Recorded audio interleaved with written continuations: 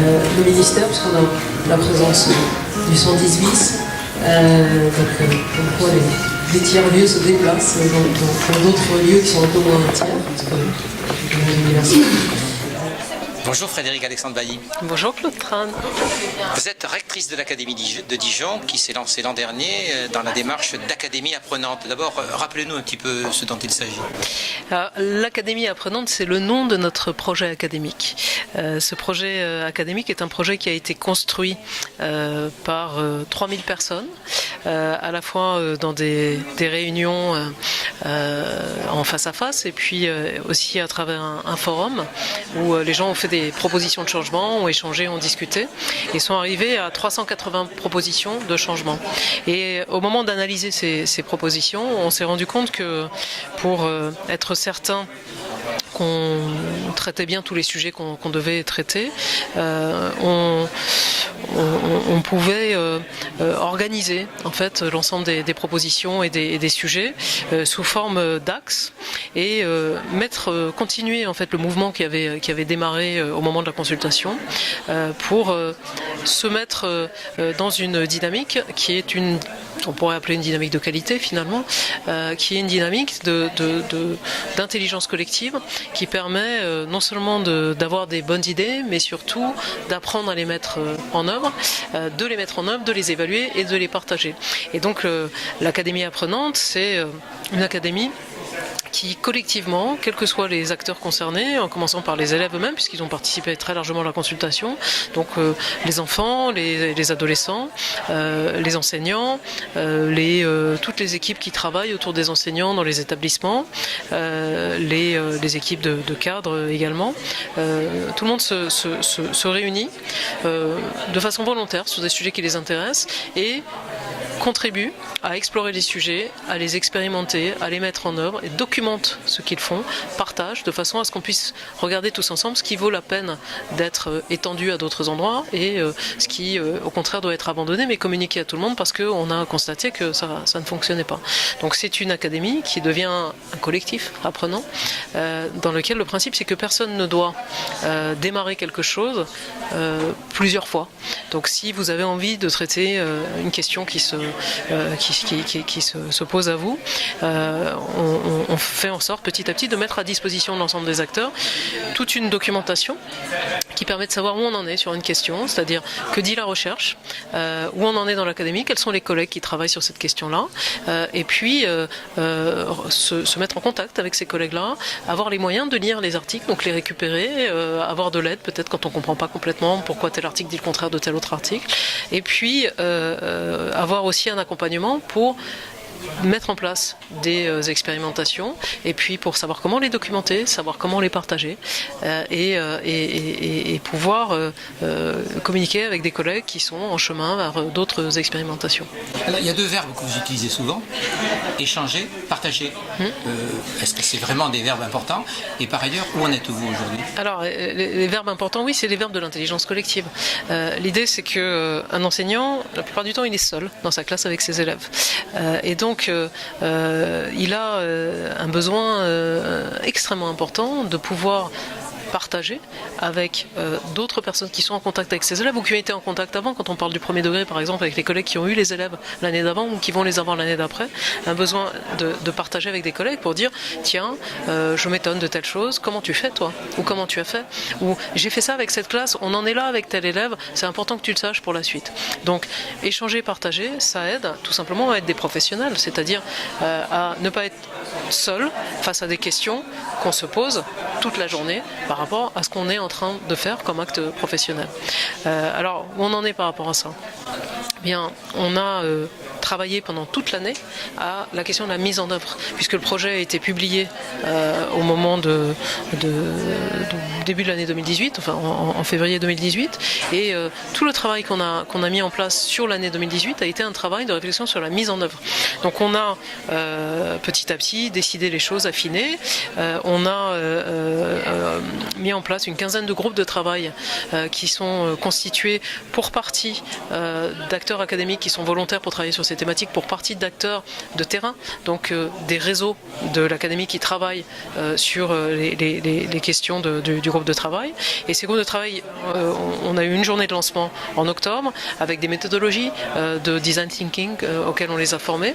Ces groupes de travail nous ont proposé des feuilles de route qui sont à la fois des feuilles de route qui affinent le projet, puisque le projet tient en une page A3, donc il est très général, donc ça affine et ça met en lien les propositions avec des expérimentations en cours ou à venir. Et puis, donc ça c'est sur l'ensemble de la mandature du projet académique. Et puis par ailleurs, on va en déduire et en sortir une feuille de route pour l'année 2019 qui, elle, pose les ambitions pour une année, pour pouvoir avancer par rapport aux ambitions qu'on se donne jusqu'en 2022. Alors, il y a un mot que vous n'avez pas utilisé, je vais vous soumettre. Est-ce que partager, échanger, s'engager dans une académie apprenante, ça permet d'atteindre le bonheur ? Alors vous savez que le deuxième axe du projet académique, c'est l'axe du bien-être. Bien-être à la fois pour les enfants et pour les adultes.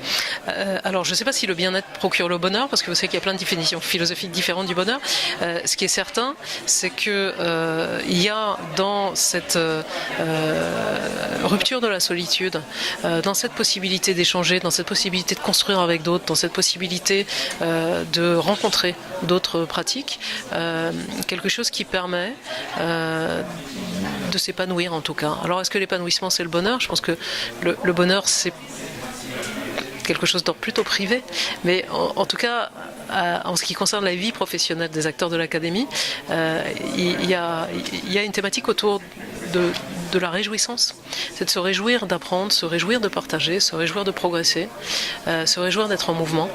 Et c'est extrêmement important parce que c'est pas parce que ça peut être difficile parfois et d'apprendre et d'enseigner que ça doit se faire uniquement dans la tristesse. Et quand on dépasse les difficultés, bien sûr qu'on se réjouit et bien sûr qu'on est heureux. Alors vous allez publier la feuille de route 2019, vous avez évoqué la co-construction des indicateurs de pilotage du projet. Ouais. Pourquoi et comment ? Depuis le début de la réflexion qu'on a eue, en particulier sur l'analyse du projet académique précédent, en fait on s'était rendu compte qu'on ne pouvait pas l'analyser parce qu'on n'avait pas pensé aux indicateurs qu'on utiliserait pour évaluer. Donc pour certains on les avait, mais pour d'autres on ne les avait pas et on ne pouvait pas savoir si on avait progressé sur les thématiques qui nous semblaient importantes. Et donc on s'était donné comme objectif d'avoir un projet qui serait agile, c'est-à-dire qui serait revu chaque année, c'est pour ça qu'on publie une feuille de route annuelle, qui prendrait en compte les progrès qu'on aurait fait, et puis du coup d'être capable de mesurer dès le début les actions qu'on mène. Alors les groupes de travail se sont mis au travail, et la remontée qu'ils m'ont fait, c'est on ne sait pas faire des indicateurs. C'est-à-dire qu'en général, les indicateurs, on les reçoit d'en haut.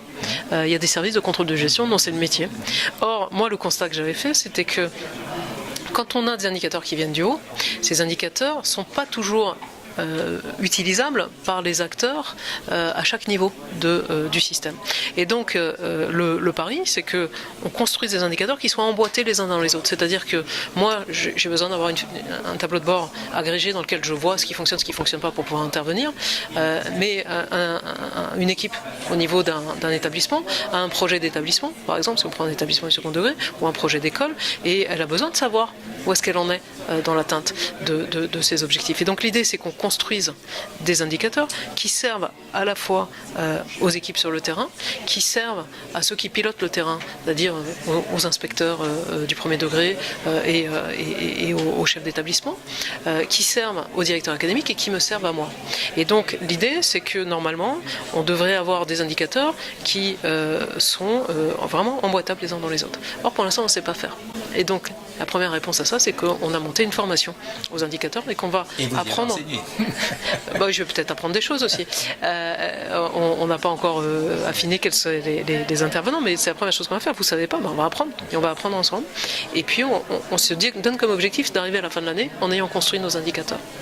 Alors, Franck Ramus, dans son intervention sur la démarche scientifique utilisée dans les projets en éducation et dans la neuroéducation en particulier, a fait une incise en disant, voilà, en France, nous savons innover, nous ne savons pas évaluer. Alors le travail que vous faites, c'est pour lui montrer que dans l'Académie de Dijon, on se donne les moyens d'évaluer? Ah non, c'est pas pour lui montrer, parce que j'avais pas attendu la conférence pour ça, mais il a tout simplement raison. C'est-à-dire que ce que je dis aux enseignants et ce que je leur ai dit ce matin en les accueillant, c'est que innover pour se faire plaisir, ok, c'est important parce que sinon on s'ennuie et on devient moins bon. Mais si on se donne pas les moyens de mesurer l'impact de ce qu'on a fait, ça sert à rien. Et donc toute l'idée de l'intelligence collective et de faire profiter les autres de ce qu'on a fait, c'est d'être capable de mesurer. Donc on met en place quelque chose et on va mesurer si ça a un impact. C'est simple, sauf qu'il faut le faire. Merci beaucoup Frédéric Alexandre Bailly. Merci à vous. Au revoir.